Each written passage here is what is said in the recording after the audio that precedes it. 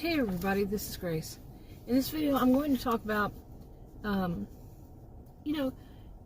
we hear so much about narcissistic people or any person who's toxic people, a toxic person. And so, but what about, have you heard of somebody, ever hear about or watch videos or listen to, read, whatever, when it's about somebody that has good, decent values? Without there being some kind of plot that against them or whatever, or something secretive about them, I don't know of any stories that are fiction like that have that. Much of it is about narcissistic people, okay?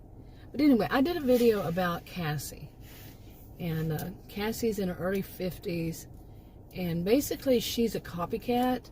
She copycats, I didn't name her sister's name. Her younger sister is in her early 40s, and Cassie copycats her. Her name is Willow. Now, Willow actually went to college and university to do what she has to do. Cassie did not, but they have money, so they don't really worry so much.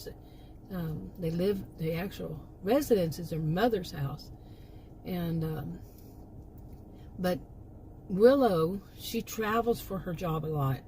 And she's kind of freelance. And Cassie, she invites Cassie every once in a while. They travel mainly in the United States, sometimes abroad, not very often. But she doesn't always need Cassie. She just, kind of feels a little sorry for Cassie. And not, too sorry, but she does feel a little bit. So she invites her as an assistant when she may need an assistant.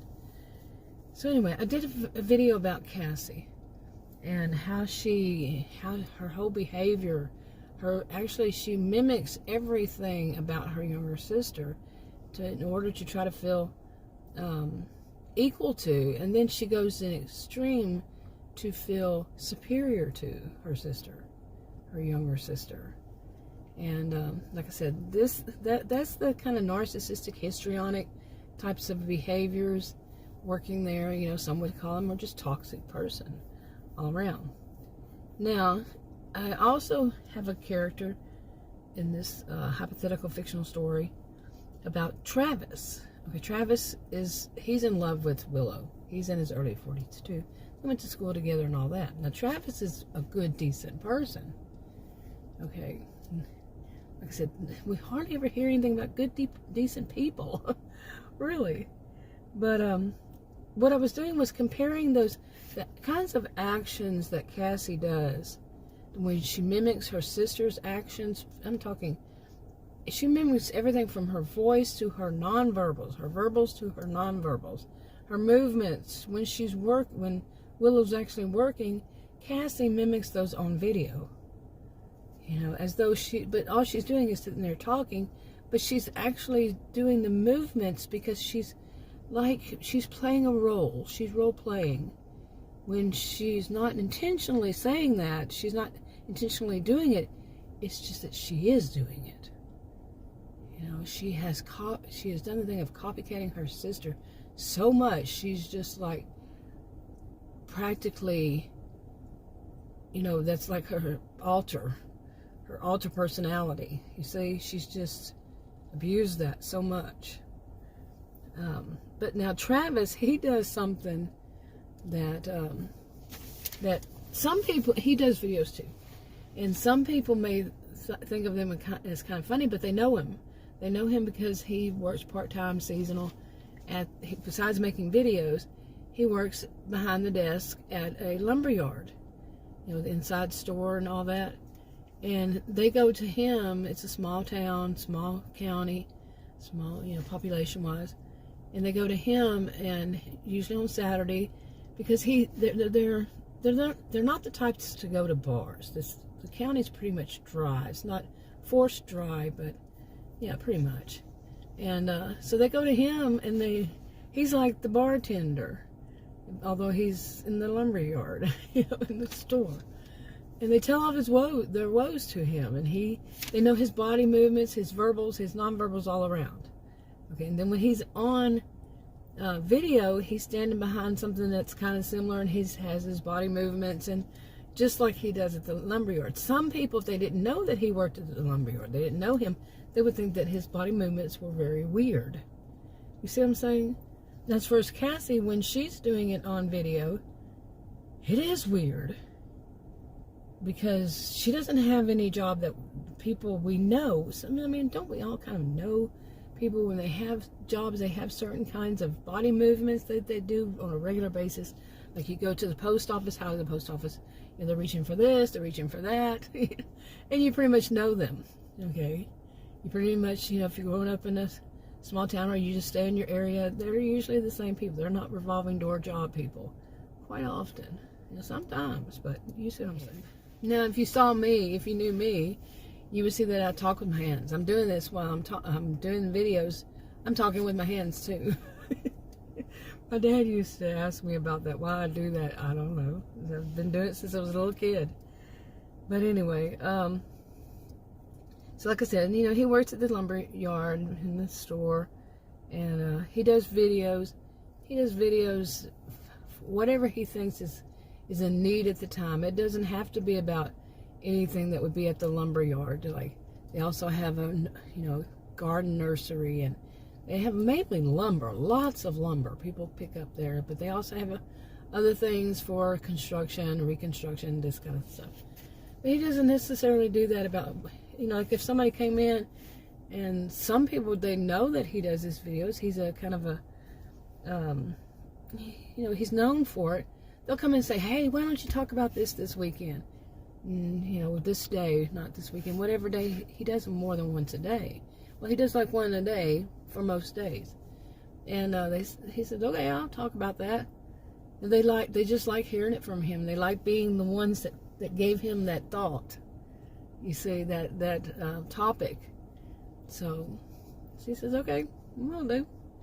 If he finds it interesting, and whenever he finds it interesting, they may have to wait, and he's not going to just go home and do it right then. He may have to research it a little bit, and you know, and then they find that fun. It's just something that local people do in the county.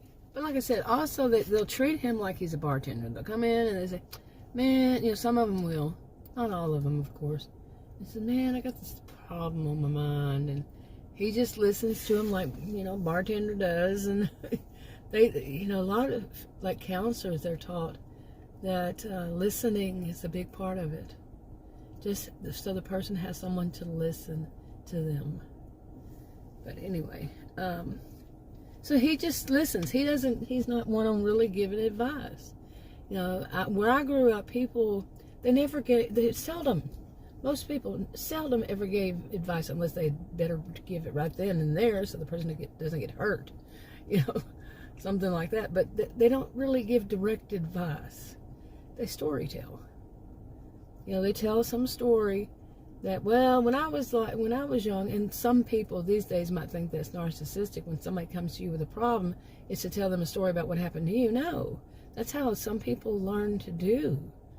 And so, well, when I was young, I was in a similar situation, and boy, I'm glad I did what I did, or it could have been so bad. And my mama told me that I should do, you know, she told me a story in the past, what she did, and I'm glad I followed her lead. You see, something like this, they're not telling you directly, this is what you should do. Nobody really should, because, you know, they're doing something with other people, they could be dangerous, they don't know their whole situation, you see what I'm saying? You know, danger can be more than just physical, but so, you know, the person can make their own decision. They can glean from what they want and make their own decision on how they want to handle a situation. They just say, this is what I did. Okay. That's how I learned to do it, just to give an example, tell a story. You know, they're usually true stories, but hey, they could have been tall ticks and tales too. So, whatever. But I think most of them were true stories, okay?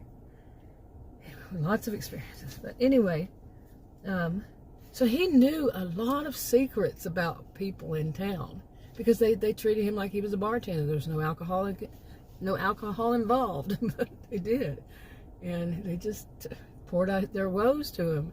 So he knew he had a lot in his mind about, he knew their histories, their stories, their good moments, their bad moments, this kind of stuff, the regulars. And as if they're at a bar, the regulars.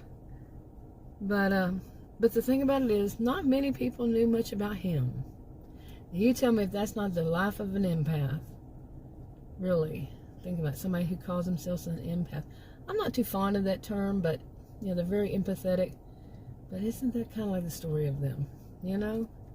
Not many other people know about them and their lives. Okay, as far as Travis's life, Travis had been married. People knew these kinds of things about him. That he married. Some of them do. And he has three young kids, twin sons, and after the twin sons were born, it was a daughter. So he has these young children. And his wife just one day left a divorce decree, on the table, signed, throwing everything, giving him everything, the house, whatever. And that was it. Never seen from again. And she'd already signed it and everything. And there was no, he of course reported it and all this stuff. But no, nothing. She was never seen from again. So he had these his three kids to take, his and hers, but to take care of, because they didn't go with her. She didn't take them with her. Of course, there would have been a battle.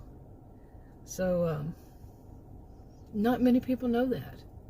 And he has all those woes. He has all these problems, these issues, because of this. And, just abandoned him, abandoned their children, their home, their whole life. His wife just did. And so it took him a while, but eventually he signed the papers, and that was it. It was over with. And what they also don't know about him is that he never truly felt real deep love for his wife. Instead, he loved Willow, Cassie's younger sister. They went to school together. He had always had deep feelings for her. But she went to, Willow went to university. When she got out of university, she just started her job, freelancing all over, the United States, and like I said, sometimes abroad. And he hardly ever saw her. She was hardly ever home. Even in school, their parents would go to the big city, and they'd stay in the big city for a while. Sometimes they'd come back during winter, and sometimes the kids would go to school. Their children would go to school there. It was not constant. And Travis never knew when Willow was going to be around. Willow and Cassie never knew when they were going to be around, inside the county, or if they're going to be outside the county in the big city. Okay, so now, like I said, every Saturday, Cassie and Willow's mother goes to the Lumberyard store, into the nursery part of it, for every weekend, every Saturday, not weekend, but every Saturday, knowing that is when Travis works. And I'm losing my voice too, on top of everything here. And she knows that Travis has a thing for Willow, and that he totally dislikes Cassie. Okay, she knows. She goes by herself, and she just chit-chats with him, and she tells him what what her daughters are doing, what her kids are doing now, and she just likes him. He's such a good, decent person, and although most people are there, she just doesn't have any outlet, to other than this, to go have a little discussion with Travis at the Lumberyard store. You see, so she and he enjoys it too, because he gets to hear about Willow and, what Willow's up to, what she's doing. And not in a creepy way, but it's just good to hear, And he looks forward they never really know when she's going to come home. She's going to come back home for a while.